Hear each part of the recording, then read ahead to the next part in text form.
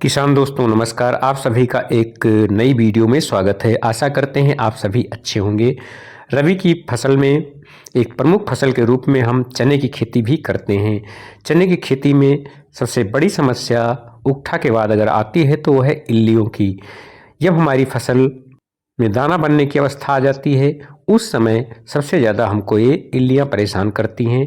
कभी कभी तो ऐसा देखा गया है कि हमारे खेत को पूरा समाप्त ही कर देती है, मेरी उपज को तहस नहस कर देती हैं। तो इनके बचाव के लिए हम कौन से उपाय हैं जिनको कर सकते हैं जिससे हमको अच्छा उत्पादन प्राप्त हो सकता है। तो आज के इस वीडियो में हम चने में लगने वाली इल्लियों को किन दवाओं के द्वारा समाप्त कर सकते हैं, इसके बारे में पूरी जानकारी को सम्मिलित किया गया है।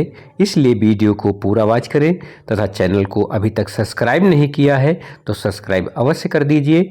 साथ में नोटिफिकेशन बेल को ऑल पर कर लीजिए, जिससे जो भी वीडियो इस चैनल पर खेती किसानी संबंधित डाली जाए उसकी सूचना सबसे पहले आपको प्राप्त होती रहे। वैसे हमारे किसान दोस्त चने में सुंडियों के लिए बहुत पहले से ही इंतजाम किए रहते हैं, सतर्क रहते हैं। कई बार तो ऐसा देखा गया है जिस समय उसमें पुष्पन अवस्था होती है उसी समय एक स्प्रे कर देते हैं और दूसरा स्प्रे जब हमारी पुष्पन अवस्था समाप्त हो जाती है, फलियां बनने लगती हैं, उस समय करते हैं।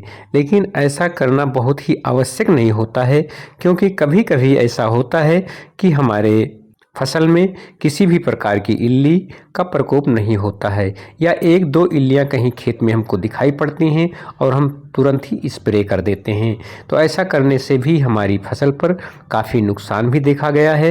यदि बहुत ज़्यादा इनका प्रभाव हो तभी हम किसी भी स्प्रे का प्रयोग करें। यदि कुछ जगहों पर एक दो इल्लियां दिखाई पड़ती हैं तो उसके लिए हम यदि अपने खेत में किसी ऐसी बांस की या किसी ऐसी चीज़ का व्यवस्था कर देते हैं, लगा देते हैं जिस पर चिड़िया आके बैठने लगती हैं, तो उनके द्वारा इन इल्लियों को समाप्त कर देती हैं। तो ऐसी भी व्यवस्था हम बना सकते हैं।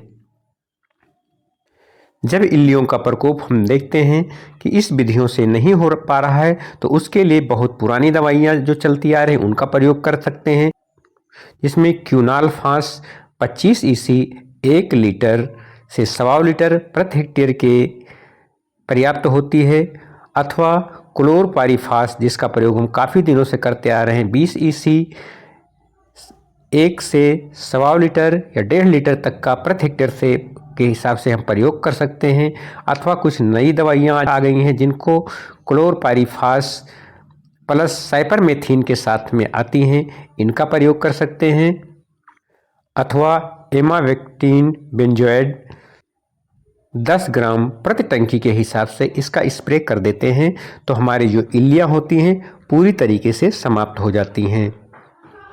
ये दवाओं के जो टेक्निकल नाम है, कई बाज़ार में कंपनियों की दवाइयाँ उपलब्ध हैं जिनका हम प्रयोग कर सकते हैं। जो आसानी से हमको उपलब्ध हो जाएं उनका प्रयोग हम कर लेते हैं। इससे बहुत ही अच्छा लाभ हमको प्राप्त हो जाता है।